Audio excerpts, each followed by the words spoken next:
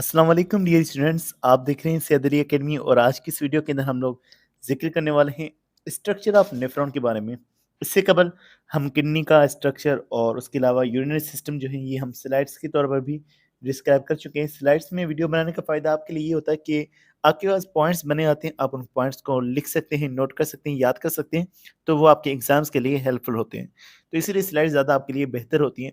लेकिन फिर काफ़ी बच्चे कह रहे हैं कि बुक रीडिंग के ज़रिए से भी इन लेक्चर्स को एक्सप्लेन किया जाए, तो आपको लोगों के लिए जो है अब बुक रीडिंग के ज़रिए से भी ये वीडियोज़ आया करेंगी। तो अगर हम बात करें नेफ्रॉन्स के बारे में, तो किडनी जो है उसके अंदर मिलियंस में ये नेफ्रॉन मौजूद होते हैं।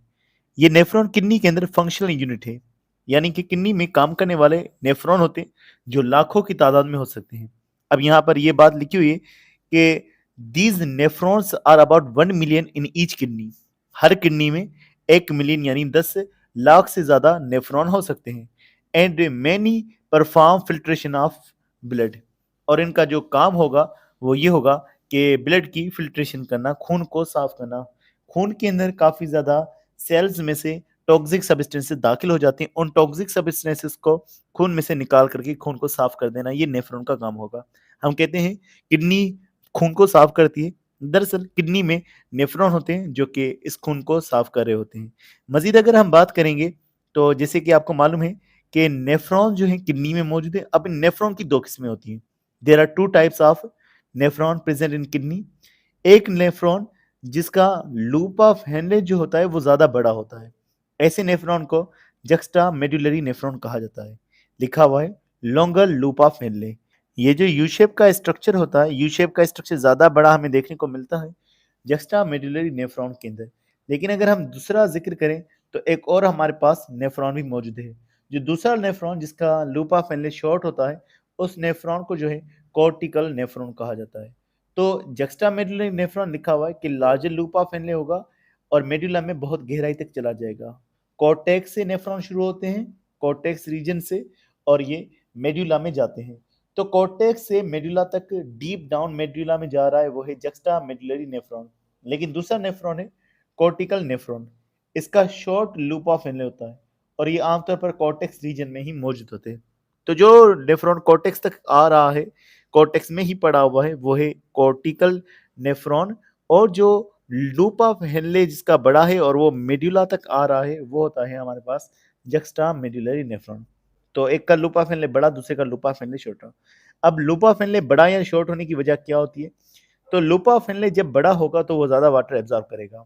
ऐसे एनिमल्स जो अपने अंदर वाटर ज्यादा रखना चाहते हैं, बचाना चाहते हैं, उनका जो लूप ऑफ हेनले होगा बड़ा होगा, यानी उनके पास जक्स्टा मेडुलरी नेफ्रॉन होगा। यानी लूप ऑफ हेनले बड़ा तो जक्स्टा मेडुलरी नेफ्रॉन, और लूप ऑफ हेनले छोटा तो नेफ्रॉन जो है वाटर को भी कम एब्जॉर्ब करेगा, और उस नेफ्रॉन को हम कॉर्टिकल नेफ्रॉन कहेंगे। मजीद बात करेंगे तो आमतौर पर जो नेफ्रॉन है उसके दो हिस्से होंगे, चाहे वो जक्स्टा मेडुलरी नेफ्रॉन हो या कॉर्टिकल नेफ्रॉन हो, दोनों हिस्से होंगे।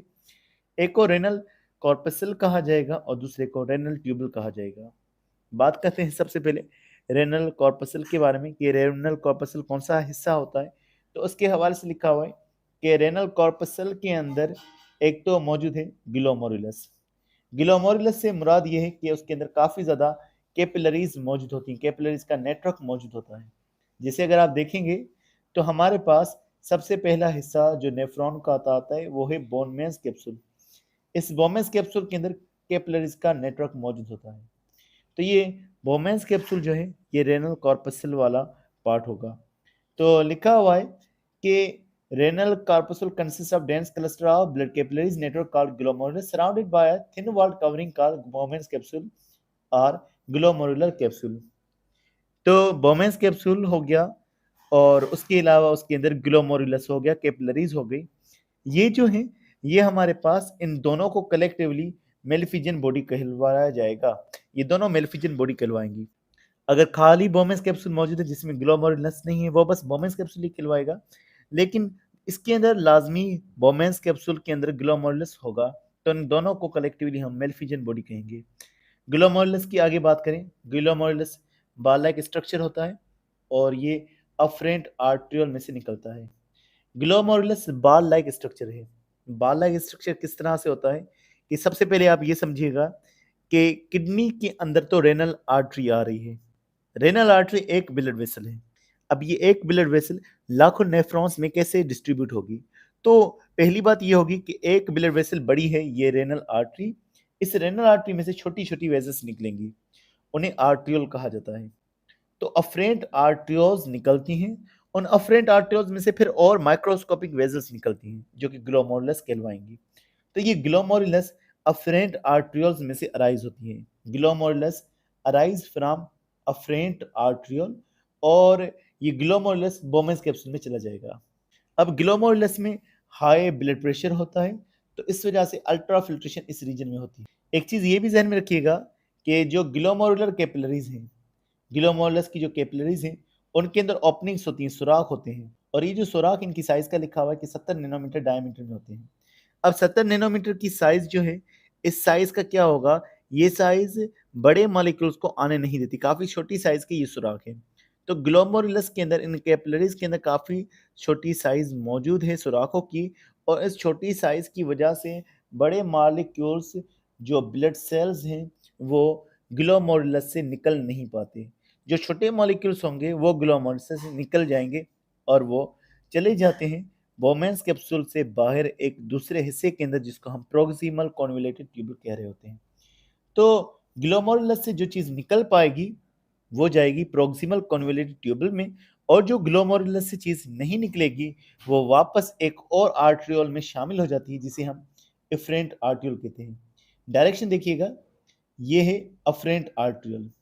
अफरेंट आर्ट्रियोल से ब्लड पहुंचा इस ग्लोमेरुलस वाले पार्ट के अंदर है। अब ग्लोमेरुलस से कुछ चीजें निकल करके चली गई इसे प्रोक्सिमल कॉन्वोल्यूटेड ट्यूब्यूल में। जो चीजें नहीं गई वो हमारे पास वापसी दूसरे आर्ट्रियोल में आ जाएगी, जिसको इफरेंट आर्ट्रियोल कहा जाता है। तो ग्लोमेरुलस से चीजें, जो ब्लड सेल्स हैं, बड़े मॉलिक्यूल्स हैं, वो इफरेंट आर्ट्रियोल में चले जाएंगी, और जो छोटे मॉलिक्यूल्स हैं वो प्रोक्सिमल कॉन्वोल्यूटेड ट्यूब्यूल में चले जाते हैं। अब हमारे बॉडी की कोशिश ये होती है कि चीज़ों को वापसी लिया जाए, तो फिर आगे अलग प्रोसेस होते हैं, वो प्रोसेस सारे हम देखेंगे कैसे ब्लड साफ होता है। फिलहाल इनके पार्ट्स की बात हो रही है। आगे मजीद हम लोग जिक्र करें तो ग्लोमेरुलस के अराउंड में कुछ सेल्स होते हैं, जिन्हें पोडोसाइट सेल्स कहा जाता है। ये इन ब्लड कैपिलरीज के, इन ग्लोमेरुलस के गिर्द मौजूद होते हैं।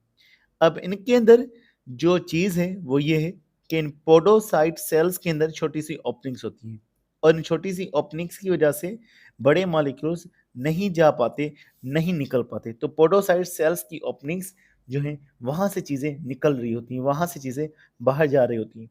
छोटी चीज़ें चली जाएंगी लेकिन बड़े मॉलिक्यूल्स नहीं जा पाएंगी। तो लिखा हुआ है preventing plasma protein from entering into urinary ultrafiltrate. तो जो हमारे ब्लड के प्रोटीन्स हैं वो यूरिन वाले फिल्ट्रेट का हिस्सा नहीं बन पाएंगे, यूरिन वाले कचरे का हिस्सा नहीं बन पाएंगे। All the glomerulus capillaries fuse to form efferent arteriole. ये सारी ग्लोमेरुलर कैपिलरीज मिल करके इफरेंट आर्ट्रियोल को बनाएंगे, और फिर ये मेलिफिजन बॉडी से, यानी कि बोमेन्स कैप्सूल से ये ग्लोमेरुलस निकल जाएगा। अगर हम यहाँ इस तस्वीर में देखेंगे तो इस तस्वीर के अंदर पहले तो आप यहाँ ये देखेंगे अफरेंट आर्ट्रियोल लिखा हुआ है, अफरेंट आर्ट्रियोल, और उसके बाद अफरेंट आर्ट्रियोल जब अंदर की तरफ गया, रेड कलर से अंदर की तरफ, फिर आता है हमारे पास ग्लोमेरुलस। अगर करीब से देखेंगे आप लोग तो इस ग्लोमेरुलस के गिर्द में कुछ ओपनिंग्स वाले सेल्स मौजूद हैं, जो येलो कलर से जाहिर हुए हैं। इन्हें पोडोसाइट सेल्स कहा जाता है, जो यहाँ पर इसकी सराउंडिंग में मौजूद है। तो ये पोडोसाइट सेल्स की मदद से चीज़ें निकल जाती हैं, छोटी सी चीज़ें, लेकिन बड़े पार्टिकल्स पड़े रहते हैं, और फिर सारी चीज़ें प्रोक्सिमल कॉन्वोल्यूटेड ट्यूब्यूल में शामिल हो जाएंगी। इस तस्वीर के अंदर अगर हम देखेंगे तो यहाँ पर भी आप पोडोसाइट्स को देख रहे हैं, जो येलो कलर के साथ बोमेन्स कैप्सूल के अंदर मौजूद हैं, और ये ग्लोमेरुलस को कवर किए हुए होते हैं, ग्लोमेरुलस को रैप किए हुए होते हैं।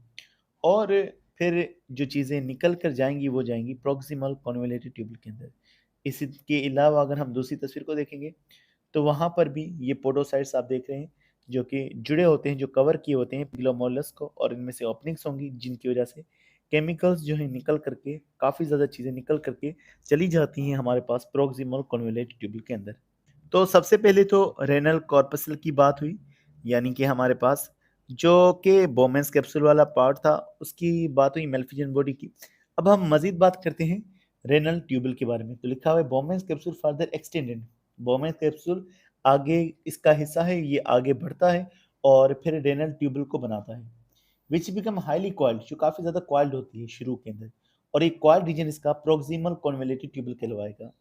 बोमेस कैप्सूल के बाद जो हिस्सा आएगा, जो कॉइल्ड हिस्सा आएगा, वो हमारे पास होगा प्रोक्सिमल कन्वोल्यूट ट्यूब। ज़रा अगर हम तस्वीर बनाकर इसको देखेंगे तो तस्वीर किस तरह से होगी कि हमारे पास ये सबसे पहला हिस्सा, ये है हमारे पास बोमेस कैप्सूल। इसमें से ट्यूब निकल रही है जो मुड़ी हुई ट्यूब्स होंगी, ये होंगी प्रोक्सिमल कन्वोल्यूट ट्यूब। फिर एक यू शेप का जो है यूट्रॉन आएगा, लूप ऑफ एनले, और फिर दोबारा से मुड़ी हुई ट्यूब्स आएंगी जिनको डिस्टल कन्वोल्यूट ट्यूब कहा जाएगा।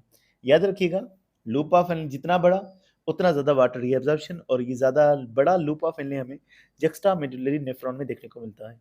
और ये जो हमारे पास प्रोक्सिमल कन्वोल्यूट ट्यूबल हो गई, डिस्टल कन्वोल्यूट ट्यूबल हो गई और बोमेस कैप्सूल हो गया, ये कॉर्टेक्स वाले रीजन में आमतौर पर मौजूद होते हैं। आगे हम मजीद बात करते हैं नेफ्रॉन के बारे में। तो आगे मजीद लिखा हुआ है, most of the essential compounds like glucose, amino acid, electrolytes and water is reabsorbed in this region. Proximal convoluted tubule में काफी ज्यादा मटेरियल आता है, ग्लूकोज आता है, अमाइनो एसिड आता है, इलेक्ट्रोलाइट्स आते हैं और वाटर आता है। और ये मटेरियल जो आ रहा है, ये कहाँ से आ रहा है?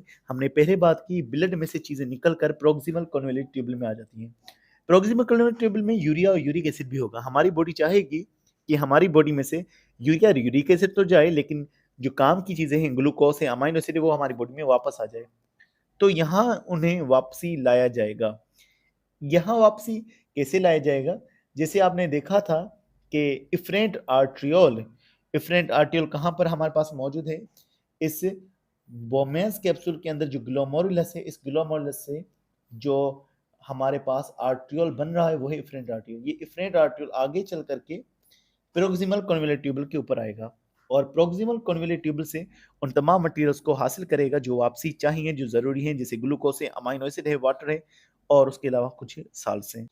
मजीद आगे लिखा हुआ है, the PCT run down towards the renal pyramid of medulla to become descending limb of loop of फिनले।